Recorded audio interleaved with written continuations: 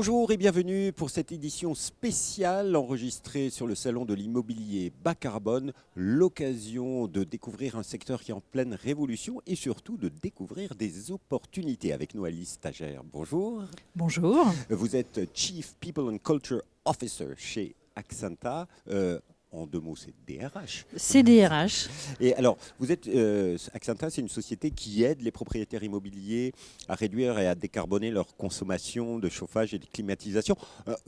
C'est pas très précis comme définition ou Alors, il y a beaucoup d'acteurs, vous avez raison, qui pourraient répondre à cette définition. Voilà. Nous, ce qui est spécifique dans notre cas, c'est qu'on propose une solution technique et technologique pour décarboner les bâtiments en transformant leur système de chaufferie, de chaud et de froid du bâtiment à partir de nos solutions techniques et technologiques. Deux éléments dans cette proposition technique et technologique, ce qu'on appelle la géoénergie ou le géostockage, la capacité à utiliser le sous-sol du bâtiment comme une batterie thermique, et puis également toutes nos innovations en termes de pilotage technique des bâtiments pour optimiser leur consommation et la réduire.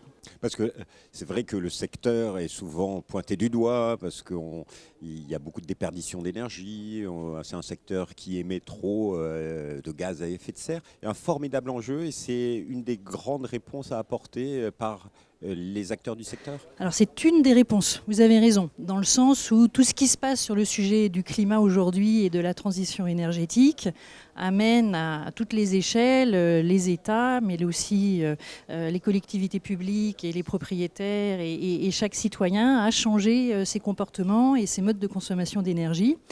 On sait très bien qu'on a besoin de faire évoluer les gros objets qui produisent de l'énergie et de basculer vers de l'éolien, de basculer vers du solaire, peut-être vers du nucléaire un peu différent.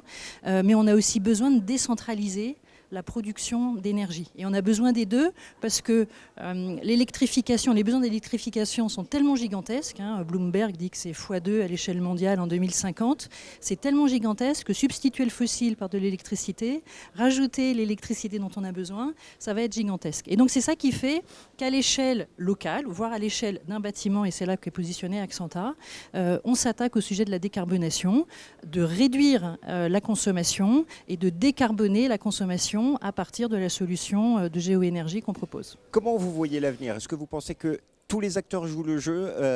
Là, c'est un petit regard sur la concurrence et les autres opérateurs qui sont, par exemple, sur ce salon. Ici, bien sûr, tout le monde est très motivé en matière de politique de construction immobilière en développement durable, mais les autres acteurs, ceux qui ne seraient pas présents sur le salon? Ceux qui ne seraient pas présents sur le salon, je ne peux pas dire pour eux. Je pense qu'aujourd'hui, tous les acteurs qui sont dans le monde du bâtiment, qui soient des propriétaires, des industriels, des gestionnaires d'actifs, etc., tous les acteurs du monde du bâtiment se posent la question de décarboner et des meilleurs leviers pour décarboner. Il y a bien sûr la construction, mais il y a aussi toutes les émissions, tous les besoins, toute la consommation pendant la durée de vie du bâtiment. 75% des besoins du bâtiment, c'est pour le chaud et le froid. Et c'est là-dessus qu'intervient Axanta, avec un mix technique et technologique qui, par rapport à un bâtiment traditionnel chauffé au gaz, par exemple, permet de réduire la consommation de 80%. Et donc la facture de 80%, et donc de rendre le bâtiment autonome quelque part pour 80% de ses besoins, et permet de réduire l'empreinte carbone du bâtiment de 95%. Il n'y a pas de technologie, il n'y a pas de mix technique et technologique aujourd'hui qui amène une rupture aussi importante. Donc la question n'est pas tant pour les acteurs qui ne seraient pas présents au CIPCA, la question est plus pour les acteurs qui sont présents au CIPCA de franchir le pas et d'aller vers un mix technique et technologique qui aujourd'hui est très peu déployé, et c'est finalement tout le sujet de la géothermie en France, et de voir qu'il y a des solutions à petite échelle qui sont aujourd'hui disponibles, qui sont compétitives sur le plan économique, et de franchir le pas en termes de risque. Vos clients, c'est qui? C'est des promoteurs, des constructeurs, mais aussi des propriétaires Alors, on adresse tout type de bâtiments, donc de tous les bâtiments publics. Il y a énormément d'enjeux aujourd'hui sur la rénovation thermique des écoles, des lycées par exemple. On adresse des bâtiments de logistique, on adresse des bâtiments de bureaux, on adresse des bâtiments d'habitat collectif. Globalement, en deçà de 1000 ou 1500 mètres carrés, on n'a pas la taille critique pour installer nos solutions, mais on adresse tout type de bâtiments en neuf, et en rénovation également.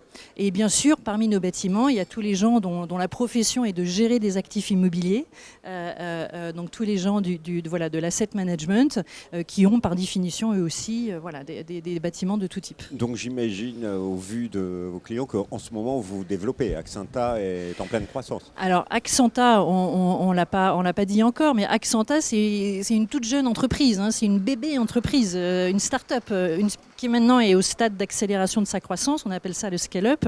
Mais c'est une entreprise qui a lancé ses premiers programmes de recherche en 2016 avec un certain nombre de grands laboratoires, grandes écoles, grandes institutions françaises, qui a fait sa première levée de fonds qui est finalement un peu son premier cri en 2019, puis en 2021, une très grosse levée de fonds en 2023 qu'on a annoncée il y a quelques semaines.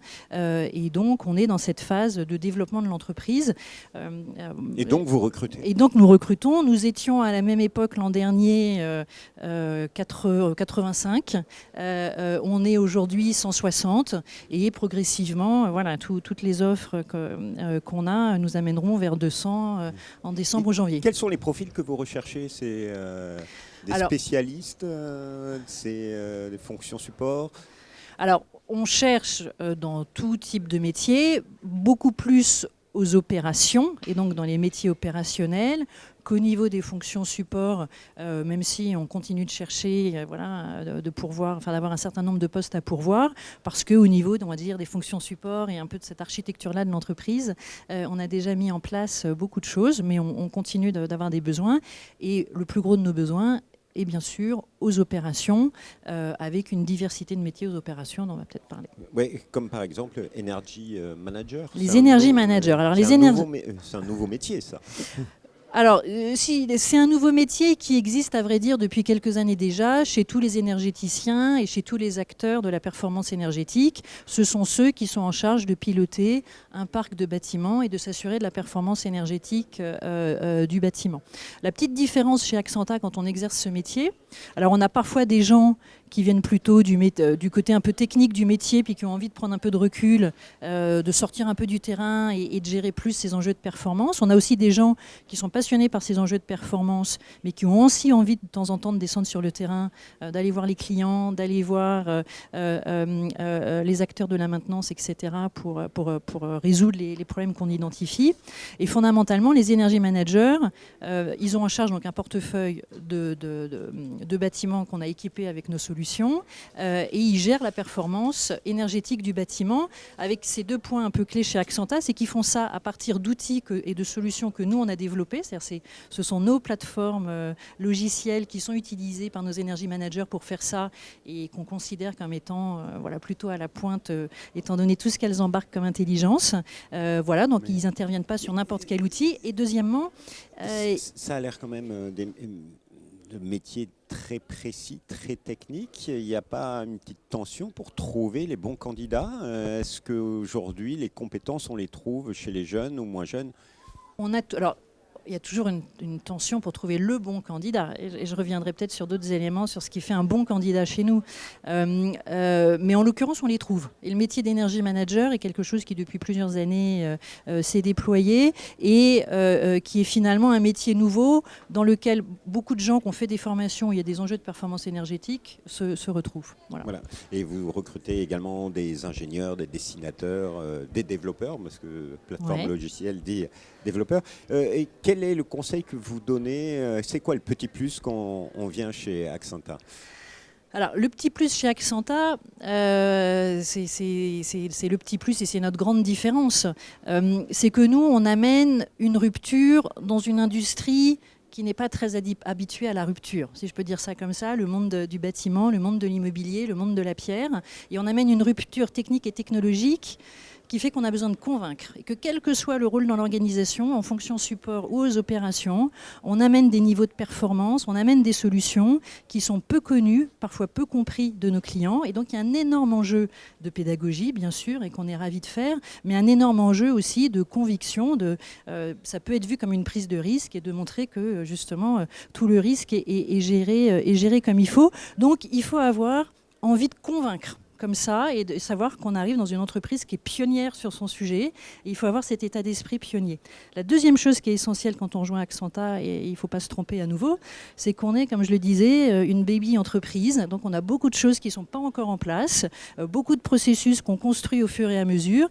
Et donc il faut avoir envie d'être dans une aventure comme celle-là, où voilà, on n'a pas une bibliothèque de processus à appliquer, mais chacun contribue à construire et améliorer les processus tous les jours. Mais là, c'est une belle aventure. Et puis des postes qui sont situés un petit peu partout en France, à Lille, à Lyon. Alors, on a un enjeu territorial lié aux forces de vente, bien sûr, lié aux équipes opérationnelles, évidemment, et on offre aussi la possibilité aux collaborateurs d'être basés dans l'un ou l'autre des sites d'Axenta, en fonction des choix de vie des uns et des autres. Alors, si vous voulez en savoir plus sur ces offres d'emploi et sur Axenta, vous allez sur www.axenta.ai.